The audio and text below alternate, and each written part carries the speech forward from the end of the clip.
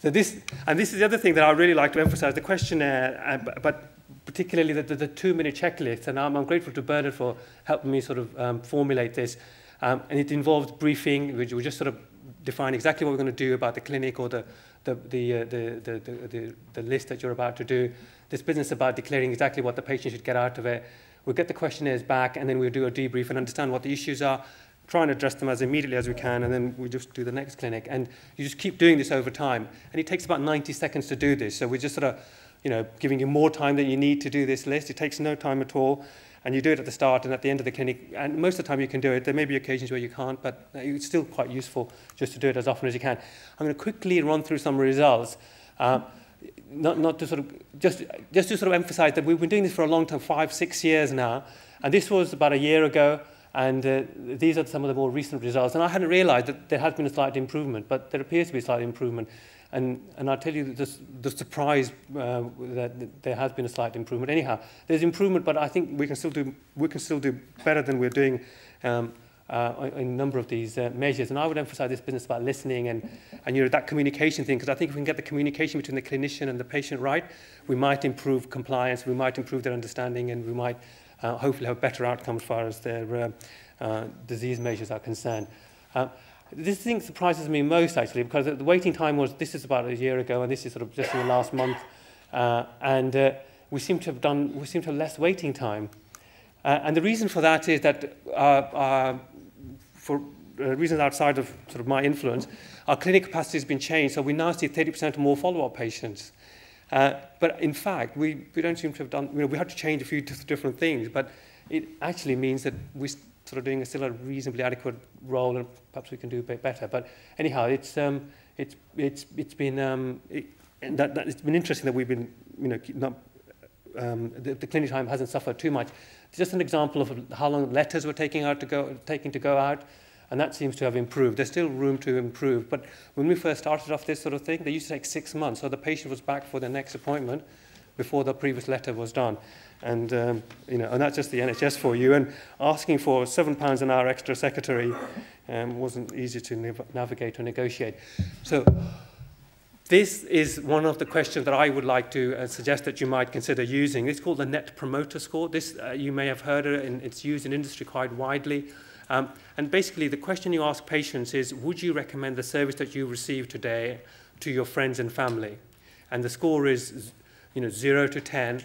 And the way to calculate this score is if there's 0 to 6, that they are your detractors. They will not recommend your service, and you have them as one section. If they say 7 to 8, they're basically passive, and they're not going to necessarily rubbish your service or promote your service. But patients have an experience of 9 to 10. They will go and promote your service, and you've obviously delivered some real value to them that they feel that's been of use to them. So the Net Promoter Score is worked out by taking all your positive responses, minusing the negative responses, and don't make any use of the in-between scores. And so this is our Net Promoter Score. I'm slightly surprised by this as well. I mean, they seem to be slightly positive, but when I describe to the environment that we're working in, it's not resource-rich. So I think to some extent maybe we're okay, but it's partly because the patients are very generous. They're very kind, actually. This is business about taking medicine. So we started off saying that 50% is not an acceptable level of compliance with your treatment. And these are anonymous questionnaires, and I hope that Bernard is going to make some resource available so we can do a proper audit and assessment of what we're doing in the clinic and really sort of dissect and find out exactly what the details of all of these responses are. But if you ask our patients, are you taking your treatment if it's still appropriate for you? Some 85% of them say that they are, and about 14% say they're not. So that may be one thing. Well, fine, they're taking the treatment or whatever. But does it make any difference to their outcomes? Does it make any difference to their disease activity? And so there are measures that we could use to try and estimate that.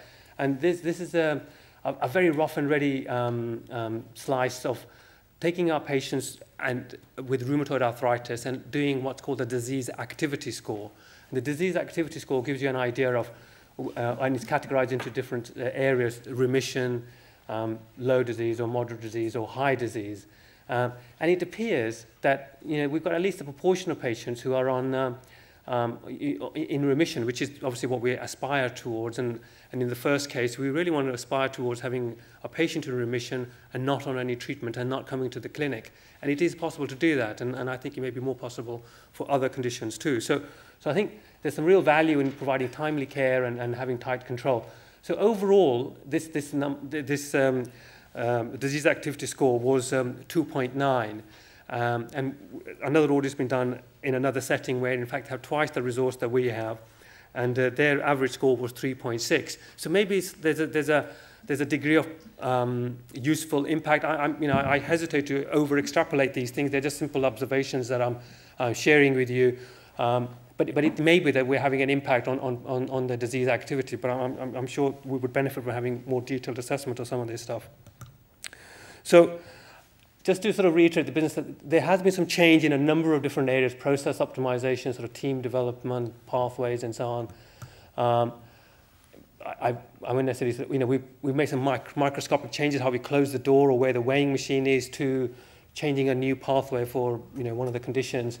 And actually, one of the realizations has been this shared decision making, and that's a big thing that the department is emphasizing.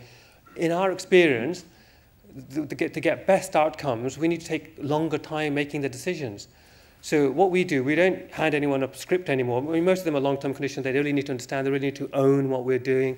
So we give them the information in the clinic. We say, this is what we're going to be, the change we're going to be making. They get a copy of the letter. They get written information before they leave. They're asked to discuss that with the GP. They're asked to call the helpline.